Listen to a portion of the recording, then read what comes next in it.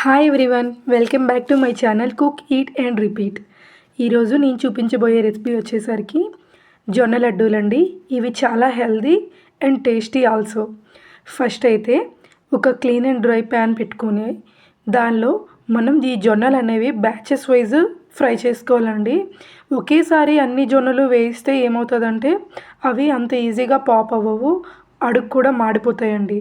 So ఏం చేయాలంటే కొంచెం కొంచెంగా ఎక్కువ బ్యాచెస్ ఫ్రై చేసుకోవాలి. ఇక్కడ నేను అలానే చేశానండి. చూశారు కదా, ప్యాన్లో వేసిన ఒక 6 to 7 మినిట్స్కి ఇవన్నీ పాప్ అవ్వడం స్టార్ట్ అవుతాయి. అలా అని ఇవన్నీ పాప్ అవ్వాలి అని ఏం లేదండి, కొన్ని పాప్ అవ్వకుండా అలా ఉండిపోతాయి.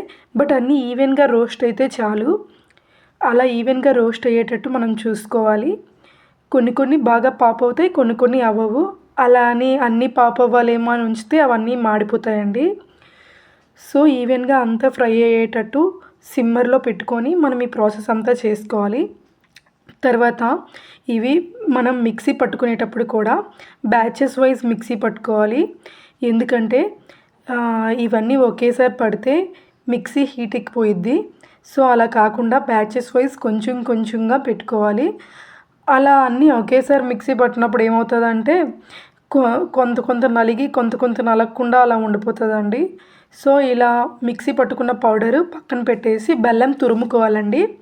ఈ తురుముకున్న బెల్లాన్ని మరి కొంచెం పౌడర్ మిక్సీ జార్లో వేసుకొని ఈ బెల్లంతో కలిపి ఇదంతా మిక్సీ పట్టుకోవాలి.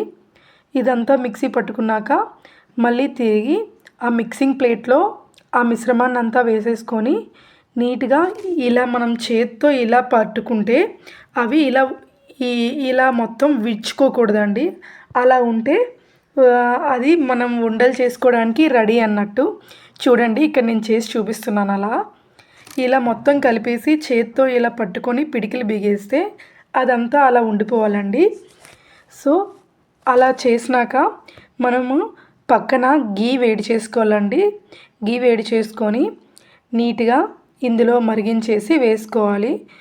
అండ్ ఏం చేయాలంటే బెల్లం లంప్స్గా ఉండిపోతాయి కదా, అలా ఏం లేకుండా ఈ పిండిని గట్టిగా ఒత్తుకుంటూ కలపాలండి. ఇక్కడ గీ వేడైపోయినాక ఈ గీ తీసుకెళ్ళి ఆ మిశ్రమంలో కలిపేసి చక్కగా ఉండలు చుట్టుకోవాలండి. ఈ ప్రాసెస్ అంతా ఇలా చేయడానికి మనకి చాలా ఓపిక కావాలండి.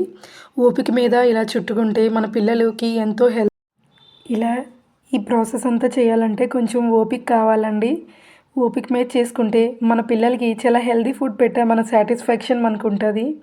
Please like, share and subscribe to my channel. Thank you.